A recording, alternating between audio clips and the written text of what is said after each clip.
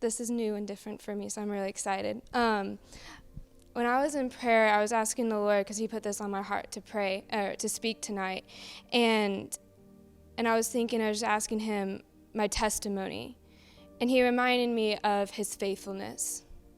In Psalms 91, verse 4, it says, his faithfulness, he will cover you with his feathers, and under his wing you'll find refuge. His faithfulness will be your shield and your buckler. And that got me through so much. Being in and out of the hospital for 4 years, not knowing and doubting and questioning if I was going to be healed, he reminded me of his faithfulness, that he always was there, always ready. And he did heal me after that journey. And it took a year for me to actually believe it, to receive it. I kept doubting. I kept asking the Lord, what if it comes back? What if that pain comes back? And he was always faithful, no matter through the doubting or the questioning, he was there. He always reminded me, no, you are healed. And he was just so wonderful. He was there. He was my counselor, my healer through that entire journey. And then here recently, going into Rhema, that brought so much fear that I didn't realize I had. I knew I had it, but I wasn't ready to deal with it yet. And the Lord took me to Hebrews 11:11, talking about Sarah.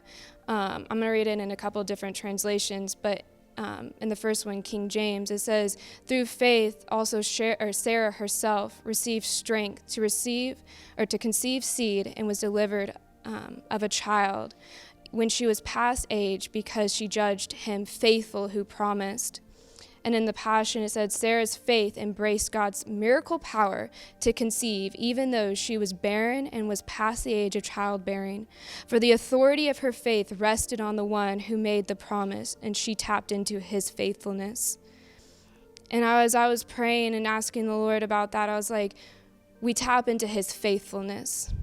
That no matter the trials and the tribulations and the storms, and we waver and we go back and forth, his faithfulness keeps us going. And then I was going back through Genesis and how the covenant, Abraham had the covenant. God gave him the covenant. And it was funny how God gave him the covenant, and then it was a vision. And then he went back, and I'm like, he must have gone back and told Sarah how, here, this is what's going to happen. You're going to have a child. And then for her not to have a child for so many years, and then he comes in and says, hey, you're going to have a child.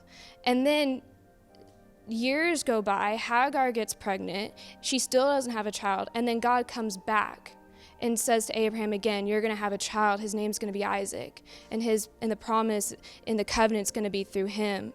And even Abraham laughed. He fell on his face laughing. But yet he still believed God.